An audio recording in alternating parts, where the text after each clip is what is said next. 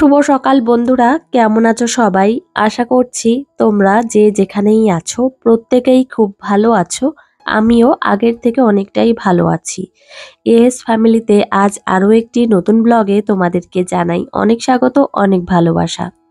তো আজ হলো সোমবার আর এখন ঘড়িতে সময় হয়েছে সকাল 7:30 মতো, আর তোমাদেরকে সাথে নিয়েই ব্লগটা শুরু করছি।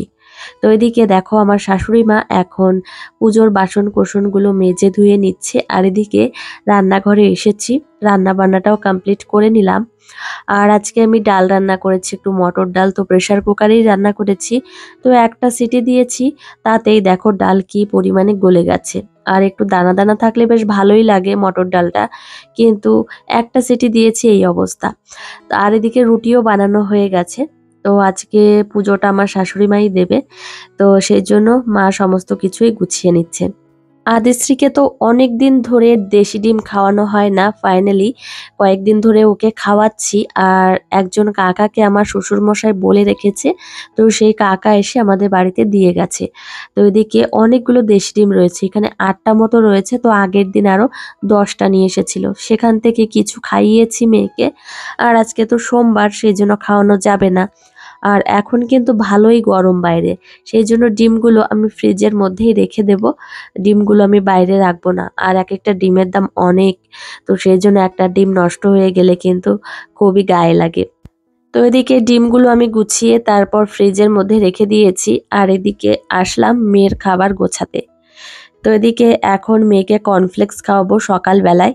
তো আদিশ্রীকে অনেক দিন ধরে কাউ মিল্ক খাওয়ানো হয় না, তো ভেবেছি যে আজকের থেকেই ওকে খাওয়ানো শুরু করব। আর এমনিতে বাবা তো সকালের দিকে কাউ মিল্ক নিয়ে আসে না, আমাদের পাশের গ্রাম থেকেই নিয়ে আসে। তো আনতে আনতে প্রায় 11:30, কোনোদিন 12টা বেজে যায়। আর অত বেলা করে তো মাম্মামকে খাওয়াই না। আর আমি কাউ মিল্ক কী করি, তো আমি কিছুটা পরিমাণে কাঁচা দুধ আমি ফ্রিজের মধ্যে রেখে দিই, পরের দিন সকালবেলায় সেই দুধটা আমি জ্বালিয়ে ওর খাবারটা রেডি করি। তো এদিকে ওর খাবার রেডি করে আমি চলে এসেছি ওকে ডাকতে, আর এই যে দেখো ঘুমোচ্ছে। মাম্মা, মাম্মা, আদিশ্রী ওঠো মা, এত ঘুমোয় না মা, ওঠো পাখি, দুষ্টু করে না মা, ওঠো ওঠো ওঠো ওঠো ওঠো।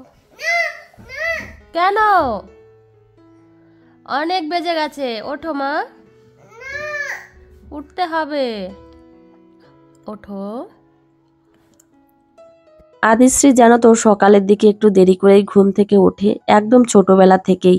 আর খাওয়াতেও অনেকটা দেরি হয়ে যায়, কিন্তু এখন আরও বেশি দেরি করে ঘুম থেকে উঠছে। সেই জন্য একটু সমস্যাও হচ্ছে, কি আর করব বলো, কিছু করার নেই। তো আবার একটা জিনিস ভাবি, তো এখন তো অনেকটাই ছোট, স্কুলে পড়ে না বা পড়াশোনা করে না, তো একটু দেরি করে উঠলেও কোনো ব্যাপার না, সেই জন্য ওকে আমি ডাকি না। আর এদিকে এখন চলে এসেছি ওর খাবারটা রেডি করতে। আর কাউ মিল্ক তো নেই, সেই জন্য জল দিয়ে আমি কর্নফ্লেক্সটা একটু ভিজিয়ে রেখেছিলাম। আর এদিকে একটা কলাই হয়নি, তারপর এখান থেকে আমি হাফ কলা কেটে নিলাম। তো কলাগুলো একটু ছোট ছিল সেই জন্য। আর এখন একটু হাত দিয়ে ম্যাশ করে নেব, আর এই কর্নফ্লেক্সের সঙ্গে মিশিয়ে তারপর আমার মেয়েকে খাইয়ে দেব। তো আদিশ্রীকে কৃমির মেডিসিন খাওয়ানো হয়ে গেছে, 14 দিন পরেই খাওয়ানোর কথা ছিল। তো ওকে খাইয়ে দিয়েছি, তারপর আমরা বাড়ির সবাই মিলে খেয়েছি। আর এমনিতেই বাচ্চাদেরকে 6 মাস পর পরই কৃমির ওষুধ খাওয়ানো দরকার। তো সেজন্য আমার মেয়েকেও খাইয়েছি, তাহলে শরীরটাও বেশ ভালো থাকে, খাওয়া দাওয়ার প্রতি একটা আগ্রহ থাকে। আর এই যে দেখো মেয়ের খাবারটা রেডি, ওকে গিয়ে এখন খাইয়ে দেব।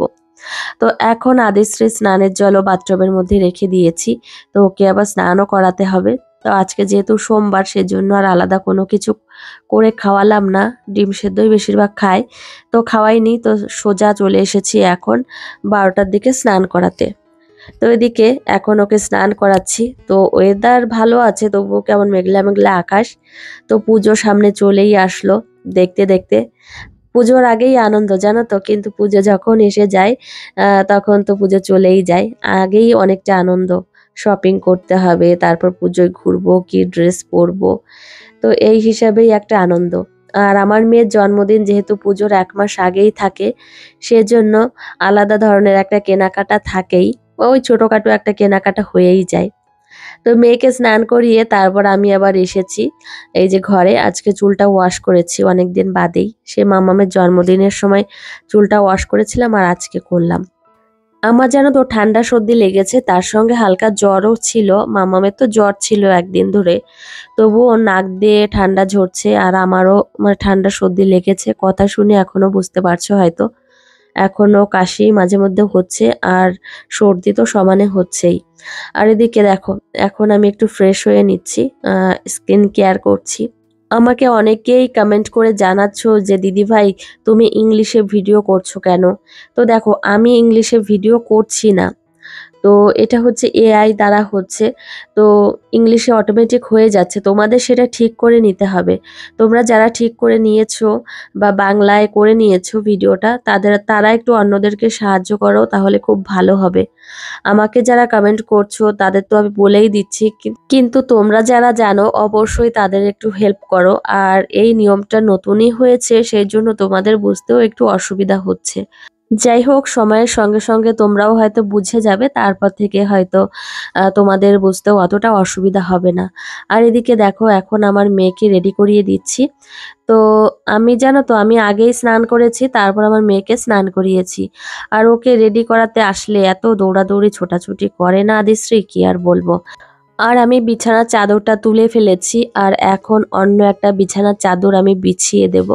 তো এখানে একটু কাজ আছে, তারপর এখানকার কাজ মিটিয়ে তারপর আবার নিচে যাব। এই হচ্ছে আমার কাজকর্ম। তো ভেবেছিলাম যে আজকে তোমাদের সঙ্গে হয়তো ভিডিও শেয়ার করা হবে না, কিন্তু অনেক কষ্ট করেই আজকে ভিডিওটা এডিট করেছি। বাড়িতে কেউ নেই, সত্যি বলতে আমার শাশুড়ি মা নেই আর শ্বশুরমশাই তো কাজে কর্মেই ব্যস্ত রয়েছে, যেহেতু এখন পাটের সিজন, মানে পাট তুলছে, উঠানো নামানো, রোদে নেড়ে দেওয়া, এই সমস্ত কাজকর্ম করছে, সেই জন্য ব্যস্ত। আর তোমাদের দাদাভাই তো বাজারেই থাকে বেশিরভাগ, মেয়েকে নিয়েই সমস্ত কিছু করছি, সেই জন্য না টাইমটা তেমনভাবে করে উঠতে পারছি না। তো এদিকে আমারও ইচ্ছা করে জানো তো যে প্রত্যেক দিন আমি ভিডিও দিই, তোমাদের সঙ্গে আমি যোগাযোগটা রাখি, কিন্তু মাঝে মধ্যে হয়ে ওঠে না, মাঝে মধ্যে পারি না, মানে শরীরের সঙ্গে পেরে উঠি না। আবার এই যে দেখো, এখন আমি বিছানাটা গোছাচ্ছি, আমার মেয়ে আমার সঙ্গে সঙ্গেই রয়েছে।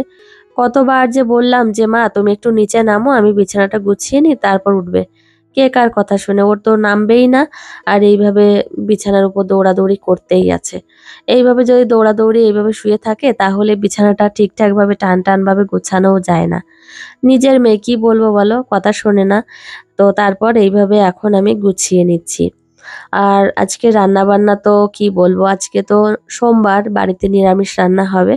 আর তোমাদের একটা কথা বলবো, সেটা হচ্ছে আমি এই যে বেডশিটটা কিনেছি মাম্মামের জন্মদিনের সময়, অলিভ গ্রিনের, এই যে দেখো বালিশের কভারগুলো আমি খুলছি। তো এই বেডশিটটা আমি কিনেছি হচ্ছে মিশো থেকে, আর এর লিঙ্কটা আমি দিয়ে দিয়েছি ডেসক্রিপশন বক্সে। অবশ্যই তোমরা চেক করে নিও, আগের ভিডিওতে আমি দিয়ে দিয়েছি আর আমি জানিয়েও দিয়েছিলাম যে দিয়ে দিয়েছি। আর খুব ভালো জানো তো, বিছানার চাদরটা খুব ভালো, কিন্তু এই যে বালিশের কভারে তারপর কুশনের যে চেন সিস্টেম রয়েছে, সেই চেন ধরে আমার মেয়ে এমন জোরে টান দিয়েছে, সেই কুশনের চেনটা ছিঁড়ে গেছে। তো এত পরিমাণে খারাপ লাগছে কি আর বলবো। তো তারপর মনে মনে ভাবছি যে কিনলাম এত শখের জিনিসটা, এইভাবে চেনটা যদি নষ্ট হয়ে যায় তো কেমন কেমন লাগে। পরে ভাবছি একটা চেন এনে আবার লাগিয়ে দিতে বলবো। আর এই যে দেখো, খাটটা তো গুছিয়ে নিয়েছি আর আমার মেয়ে দেখো সমানে কি করছে। তো এখন চলে এসেছি মেয়েকে নিয়ে নিচে। তো নিজের ঘরের প্রতি জানো তো আলাদা একটা মায়া রয়েছে, এই ঘরে আসলেই হাজারো স্মৃতি মনে পড়ে। এখানে তো 12টা বছর কাটিয়েছি, একটা দুটো বছর তো না, 12টা বছর। তো সামনেই আমার অ্যানিভার্সারি, ডিসেম্বরে হচ্ছে 12 বছর পূর্ণ হবে। তো এখন মাম্মামকে প্রসাদ দিয়েছি খেতে, এটা হচ্ছে আজকে যে ঘরে পুজো হয়েছে সেই ঘরের প্রসাদ দিয়েছি। শশা দিয়েছি আমার মেয়েকে খেতে, ও তো খেতে খুব পছন্দ করে শশা। আর এদিকে তার সঙ্গে সঙ্গে খাবারটাও রেডি করে নিয়েছি। আর আজকের খাবারের মধ্যে রেখেছি এই যে ডাল, মুগের ডাল আর ভাত। আর আজকে আমাদের বাড়িতে মুগের ডাল রান্না হয়েছে, সেই সঙ্গে সবজিও হয়েছে। মাম্মামকে দুপুরের খাবার খাওয়ানোর পরে ভিডিওটা আর কন্টিনিউ করা হয়নি। এখন বাজে রাত ৮টা মতো, আর এখন চলে এসেছি রান্নাঘরে। আর এখন রুটি বানাচ্ছি, আর ভাত রান্না হয়ে গেছে। আমাদের বাড়িতে ভাত রুটি দুটোই রান্না করতে হয়, যে যেমনটা খায়। আর এদিকে ডাল গরম করছি। তবে আজকে রাত্রে থেকে মাম্মামকে কাউ মিল্ক খাওয়াবো, সেই জন্য কোনো সেদ্ধ টেদ্ধ কিছুই দিইনি। তো এদিকে ডাল গরম করে নিচ্ছি, রুটি দিয়ে ডাল দিয়ে খাবে। আর এদিকে রুটিও বানিয়ে নিচ্ছি। আর একটা কাণ্ড হয়েছে জানো তো, আমি কাউমিক জ্বালাতে এসেছি, সেই দেখি যে যে দেখো কেটে গেছে। তো এই কেটে গেছে, এখন কি করব মনে মনে ভাবছি, এখন কি দিয়ে খাওয়াবো, আলু সেদ্ধও দিইনি, আর ডাল তো দুপুরবেলা খাইয়েছি, দুপুরে আর খাওয়ানো যাবে না। তো সেই জন্য কি করব, এই যে নিরামিষ দিয়ে এখন রাত্রেবেলায় খাওয়াতে হচ্ছে। অনেকদিন মাম্মামকে কাউ মিল্ক খাওয়ানো হয় না। আর বাচ্চাদের খাবার প্রস্তুত করতে গেলেই কিন্তু একটু দুধ লাগে, কিন্তু এই যে খাওয়াতে পারলাম না, মনটা একটু খারাপ হয়ে গেল। কি আর করব, তারপরে যে নিরামিষ দিয়ে মাম্মামকে ভাতটা খাইয়ে দিয়েছি। আর এদিকে আমার মেয়ে এখন ঘরের মধ্যে খেলা করছে। আর চলো বন্ধুরা, আজকে ব্লগটা এই পর্যন্তই। তোমাদের সঙ্গে দেখা হবে পরের ব্লগে। টাটা।